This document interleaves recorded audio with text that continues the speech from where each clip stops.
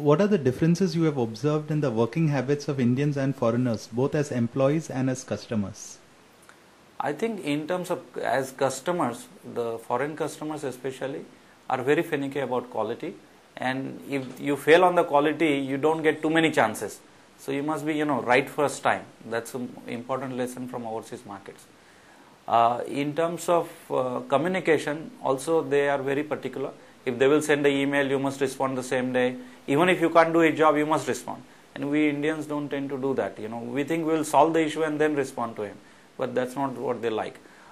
So what we call chalta hai attitude, they don't have. They are very specific. They are very precise. At the same time, they are very structured. While in India, you would find most of the people flexible, dynamic, and not that focused on communication etiquettes. I think that would be two big differences in terms of customers.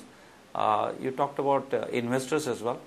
I think overseas investors, and depending on where they come from, they would be, I would say, claim to be long term, but really start panicking after with few weeks of markets going up or down, and so on. But they are always willing to spend time and effort to understand a real long term story. They go beyond, I would say, beyond what is being obvious and what is being specific. So those are the good points, and I would find the same thing with the Indian investors, with one difference, that Indian investors tend to have, I believe, better understanding of the Indian companies than the overseas investors.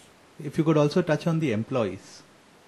In terms of employees which we have in India as well as outside, and now with acquisitions we almost 800 employees outside India as well, we find that overseas employees, at least ones which we have, are very committed, dedicated, and focused. Their work ethic is very good. They are very systematic, organized, and structured. But that's a part of their society. That is their upbringing, and that is how they grow up. That's how they are trained. So in that case, that's great.